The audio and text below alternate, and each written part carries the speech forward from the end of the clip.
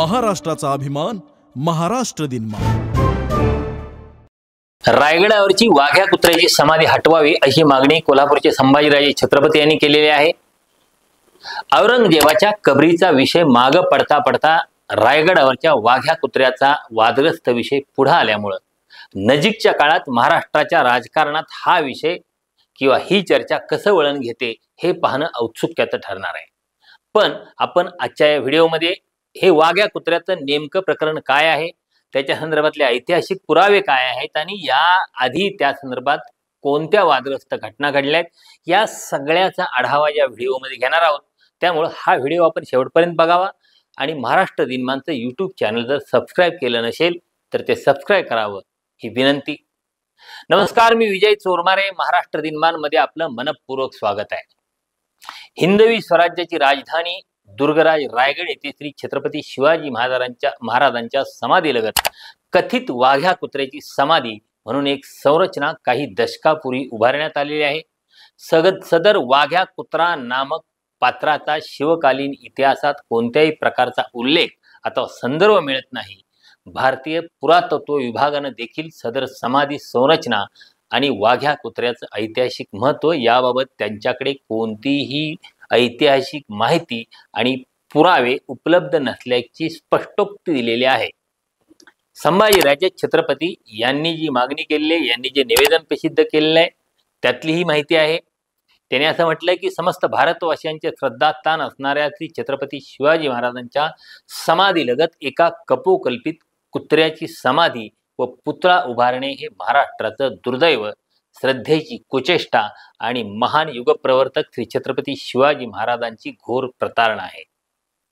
कोणतीही ऐतिहासिक पार्श्वभूमी आणि महत्त्व नसलेली सदरील वाघ्या कुत्रा समाधी नामक संरचना हे दुर्गराज रायगडावरील अतिक्रमण असून राज्य शासनाच्या धोरणानुसार 31 मे 2025 अखेरपर्यंत सदरचे अतिक्रमण श्री छत्रपती शिवाजी महाराजांच्या समाधी स्थळावरून आणि दुर्गराज रायगडवरून कायमस्वरूपी हटवण्यात यावे याकरिता मुख्यमंत्री महोदयांच्याकडे पत्र लिहून मागणी केलेली आहे।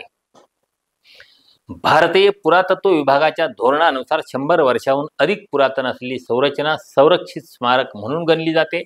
त्यामुळे वाघा कुत्रा समाधी संरचनेस 100 वर्षे पूर्ण होण्यापूर्वीच विहित कालमर्यादेत ही संरचना हटविणे आवश्यक आहे, अत्यावश्यक आहे असं संभाजीराजे छत्रपती यांनी आपल्या निवेदनात म्हटलेलं आहे। खरं तर औरंगजेबाच्या कबरीचा वाद गेले काही आठवडे महाराष्ट्रात सुरू आहे। त्यावरून मोठं राजकारण झालं, जातीय धार्मिक हिंसाचार झाला आणि तो विषय थंड पडतोय न पडतोय तोपर्यंत हा रायगडावरच्या वाघ्या कुत्र्याचा नवा विषय पुढे आलेला आहे। त्यामुळे पुन्हा महाराष्ट्रात एक नवा ऐतिहासिक वाद सुरू होण्याची चिन्ह दिसायला लागलेली आहे। खरं तर वाघ्या कुत्र्याचं वादग्रस्त शिल्प रायगडावरून तात्काळ हटवावं अशी मागणी संभाजी ब्रिगेड गेली काही वर्षापासून करत आहे। पण वारंवार मागणी करूनही शासनानं या शिल्पासंदर्भात कसलाच निर्णय घेतला नाही। त्यामुळे संभाजी ब्रिगेडच्या कार्यकर्त्यांनी 1 ऑगस्ट 2012 रोजी वाघ्या कुत्र्याचं वादग्रस्त शिल्प हटवलं होतं। काही सामाजिक संघटनांनी कुत्र्याला आपल्या अस्मितेचे प्रतीक मानून संभाजी ब्रिगेडच्या विरोधात अपप्रचार केला। या सामाजिक दबावाला पुन्हा शासन बळी पडलं आणि ते वाघ्या कुत्र्याचं शिल्प तिथं पुन्हा पुनर्स्थापित करण्यात आलं। मूळ प्रश्न आहे तो वाघ्या कुत्रा शिवचरित्रात असण्याचा, म्हणजे त्या संदर्भात वेगळे मतप्रवाह आहेत। समकालीन संदर्भ साधनामध्ये या वाघ्या कुत्र्याचा कसलाही संदर्भ नाही। वाघ्या कुत्र्याचं हे शिल्प केवळ दंतकथेवर आधारित आहे आणि शिवकाळानंतर ज्यांनी रायगडाचा या ना त्या प्रकारे अभ्यास केला त्यांच्याही साहित्यात या कुत्र्याचा कसलाही उल्लेख मिळत नाही असं काही अभ्यासकांचं म्हणणं आहे। उदाहरणादाखल 1869 साली महात्मा ज्योतिराव फुले स्वतः रायगडावर गेले आणि शिवरायांची दुर्लक्षित झाली समाधी त्यांनी शोधून काढली। म्हणजे हे इथं महत्त्वाचं आहे, छत्रपती शिवरायांची समाधी महात्मा फुले यांनी शोधून काढली हे मुद्दाम इथं या व्हिडिओच्या निमित्तानं मी पुन्हा नोंदवतोय। आणि महात्मा ज्योतिराव फुले यांनी छत्रपती शिवाजी महाराजांच्यावर प्रदीर्घाथा पोवाडाही लिहिला आहे, पण या कुठंही वाघ्या कुत्र्याचा उल्लेख नाही। आणखी एक जो संदर्भ सांगितला जातो या संदर्भात तो आहे 1881-82 मध्ये जेम्स डग्लस हा इंग्रज अधिकारी रायगड गेला होता. या अधिकाऱ्यानंही त्याच्या बुक ऑफ बॉम्बे या पुस्तकात रायगडचं आणि शिवसमाधीचं नकाशासहित तपशीलवार वर्णन केलंय, पण त्यानंही या वाघ्या कुत्र्याचा कुठेही उल्लेख केलेला नाही. मग मूळ प्रश्न येतो की हा वाघ्या कुत्रा आला कुठून? तर ही दंतकथा आहे असं सांगितलं जातं. आणि हा कुत्रा सगळ्यात आधी डोकावला तो 1905 साली चिंग गोगटे यांच्या महाराष्ट्र देशातील किल्ले या पुस्तकात. या दंतकथेतल्या कुत्र्याचं वाघ्या असं नामकरण नाटककार राम गणेश गडकरी यांनी केल्याचं सांगितलं जातं. गडकरी यांच्या राजसन्यास या नाटकाच्या माध्यमातून त्यांनी या कुत्र्याचं वाघ्या असं नामकरण केलं. गडकरींनी त्यांचं हे नाटक वाघ्या कुत्र्याला अर्पण केलेलं आहे. म्हणूनच वाघ्याच्या चबुतऱ्यावर राजसन्यास नाटकातल्या काही ओळी कोरलेल्या आहेत. विशेष म्हणजे राम गणेश गडकरींचं हे नाटक छत्रपती शिवाजी महाराज आणि संभाजी महाराज यांची प्रचंड बदनामी करतं. म्हणजे आपल्याला या संदर्भातला एक घटना आठवत असेल की पुण्याच्या छत्रपती संभाजी उद्यानात गडकरींचा पुतळा होता. तो काही कार्यकर्त्यांनी हटवलेला होता आणि तो पुतळा हटवणाऱ्या कार्यकर्त्यांना नितेश राणे यांनी, त्यावेळी ते काँग्रेसमध्ये होते, त्यांनी त्या पुतळा हटवणाऱ्या लोकांना बक्षीस सुद्धा दिलेलं होतं. तर प्रसिद्ध लेखक संजय सोनवणी यांच्या मते वाघ्या कुत्रा हे ऐतिहासिक वास्तव आहे. म्हणजे बाकी सगळे लेखक, इतिहास संशोधक वाघ्या कुत्रा नाकारत असले तरी संजय सोनवणी मात्र वाघ्या कुत्रा हे ऐतिहासिक वास्तव आहे असं म्हणतात. त्यासाठी ते एक पुरावा देतात. म्हणजे ज्यावेळी संभाजी ब्रिगेडनं वाघ्याचा पुतळा हटवला होता तेव्हा त्याच्या पुनर्स्थापनेसाठी सोनवणे यांनी उपोषण केलं होतं, हे इथं नोंद घ्यायला पाहिजे. सोनवणे यांचं म्हणणं असं आहे की वाघ्याचा पुरावा जर्मनांनी जपलेला आहे. त्यासाठी ते एका सूचीचा संदर्भ देतात. त्या पुस्तकाचं नाव आहे निगोशिएशन्स, ऑथर्स अँड सब्जेक्ट्स.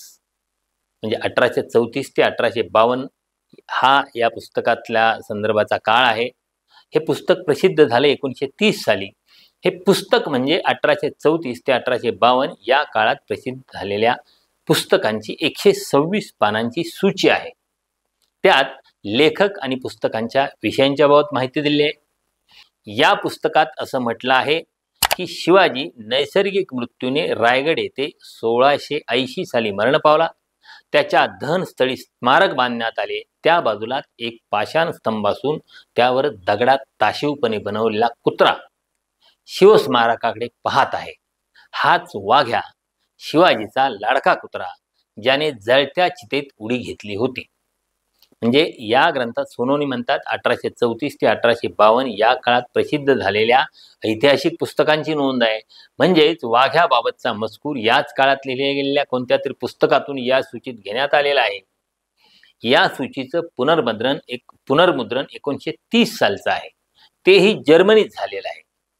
वाघ्याचा हा जो नवा पुतळा बसवण्यात आला आहे तो 1936 साली बसवण्यात आलेला आहे. म्हणजे सोनवणे यांचं म्हणणं असं आहे की शिवाजी महाराजांचा अपमान करण्यासाठी हा पुतळा ब्राह्मणांनी 1936 साली बसवला असा आरोप आहे. पण मग 1834 ते 1852 मध्ये प्रसिद्ध झालेल्या काही जर्मन ग्रंथात वाघ्या कुत्र्याचा उल्लेख कसा आला? सोनवणे यांचा हा प्रश्न आहे. याचा अर्थ एवढाच आहे की संभाजी महाराजांनी शिवस्मारक बांधल्यानंतर लगेचच वाघ्याचं सुद्धा स्मारक बनवलं होतं.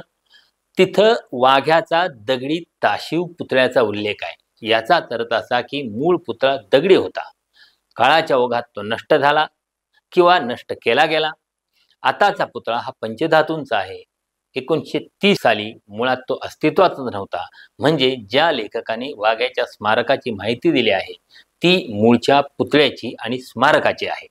म्हणजे वाघ्याचं स्मारक, शिवस्मारक जेव्हा मुळात बनवलं गेलं तेव्हापासून आहे. कुणा महाराणीच्या जागेवर आताचं स्मारक नाही. म्हणजे ज्या लोकांचा पुतळ्याला विरोध आहे त्यांचा दावा असा आहे की पुतळाबाई राणीसाहेबांचं स्मारक होतं आणि ते हटवून त्या स्मारकाच्या जागी हा कुत्र्याचा पुतळा बसवलेला आहे. वाघ्या ही दंतकथा नाही, कुत्र्याचं नाव वाघ्या आहे असं जर्मनांनीही नोंदवलं आहे असं सोनवणे यांनी म्हटलेलं आहे. तसा भारताशी जर्मनांचा कसलाही राजकीय किंवा सांस्कृतिक हितसंबंध नव्हते. मराठ्यांच्या इतिहासाच्या साधनामध्ये वाघ्याचा उल्लेख मिळत नाही, म्हणून वाघ्या अस्तित्वात नव्हता असे म्हणणे अज्ञानमूलक आहे, असे सोनवणे यांनी आपल्या या फेसबुक पोस्टमध्ये म्हटलेलं आहे. आता रायगडावरील वाघ्याच्या कुत्र्याच्या समाधीचं वास्तव हा खरोखर एक वादग्रस्त आणि चर्चेचा विषय बनलेला आहे. वाघ्या हा कथितरित्या छत्रपती शिवाजी महाराजांचा पाळीव कुत्रा होता, ज्यानं महाराजांच्या मृत्यूनंतर 1680 झाली त्यांच्या चितेत उडी मारली आणि स्वतःचं जीवन संपवलं, अशी दंतकथा आहे. या कथेनुसार वाघ्याची समाधी रायगडावर बांधण्यात आली, परंतु या कथेच्या सत्यतेबाबत इतिहासकारांच्या मध्ये मी मगाशी म्हटलं त्याप्रमाणे मतभेद आहेत, संशोधकांच्या मध्ये मतभेद आहेत. खरं तर पुतळ्याच्या संदर्भात ऐतिहासिक पुराव्यांचा अभाव आहे. समकालीन कागदपत्रांच्या मध्ये किंवा ऐतिहासिक अशा विश्वसनीय स्रोतांच्यामध्ये वाघ्या नावाच्या कुत्र्याचा किंवा त्याच्या चितेत उडी मारण्याच्या घटनेचा काहीही उल्लेख नाही. म्हणजे मगाशी मी त्या संदर्भात 2-3 पुस्तकांचा उल्लेख केला. महात्मा ज्योतिराव फुले यांचा पोवाडा त्याचाही उल्लेख केला, त्यातही याच्या संदर्भात काही उल्लेख आढळत नाही. आणि पुन्हा त्या गोष्टींचा पुनरुच्चार करतो की चिंग गोगटे यांच्या महाराष्ट्र देशातले किल्ले या पुस्तकात त्याचा पहिल्यांदा उल्लेख आढळला आणि राम गणेश गडकरी यांच्या प्रसिद्ध झालेल्या राज संन्यास या नाटकात कुत्र्याला वाघ्या हे नाव देण्यात आलं, त्याची कथा लोकप्रिय करण्यात आली. प्रत्यक्षात वाघ्याचा पुतळा आणि समाधी 1936 मध्ये शिवाजी स्मारक समितीनं उभारली. म्हणजे छत्रपती शिवाजी महाराजांच्या मृत्यूनंतर 256 वर्षांनी ही घटना घडलेली आहे. आता ही जी शिवाजी स्मारक समिती आहे, ह्या शिवाजी स्मारक समितीमध्ये कोण लोक होते याचा शोध घेतला तर खरं तर आतापर्यंत ते संदर्भ मिळालेले नाही. वेगवेगळ्या स्रोतांच्या मध्ये शोध घेतल्यानंतर ते मिळणार नाहीत अशी नाहीत, पण आता या घडीला म्हणजे ही मंडळी कोण होती, ही पुतळा उभारणारी शिवाजी स्मारक समिती. पण म्हणजे फार त्या काळातल्या इतिहासकारांची नावं अनेक महत्वाच्या समोर येतात, पण ही स्मारक समितीत त्यांचा काही सहभाग होता का हे दिसत नाही, की स्थानिक लोकांनी हे उभारलेलं आहे हे सुद्धा स्पष्ट होत नाही.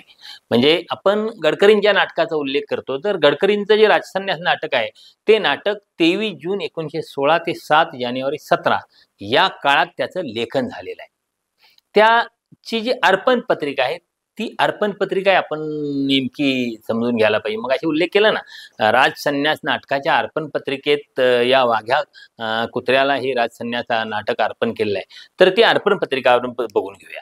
तर ती अर्पण पत्रिका अशी आहे, श्री अर्पण पत्रिका. इतिहास छातीला हात लावून पुढील कथा सांगतो आहे, तेव्हा विश्वासाने ती मुकाट ऐकून घ्यायलाच हवी. थोरल्या छत्रपतींचा एक आवडता कुत्रा होता. हे समर्थांघरीचे श्वान खरोखरीच सर्वांनी मान देण्यासारखे होते. हा इमानी जीव आबासाहेबांना कधीही विसंमत नसे. अखेर प्रभूंचे शुभावसान झाल्याबरोबर त्या मुक्या इमानानेही त्यांना स्वर्गापर्यंत सोबत केली. आज रायगडावर त्याची भाग्यशाली समाध राजांच्या समाधी शेजारी मांडीला मांडी लावून बसलेली तीही लोक डोळ्यांनी पाहत आहेत.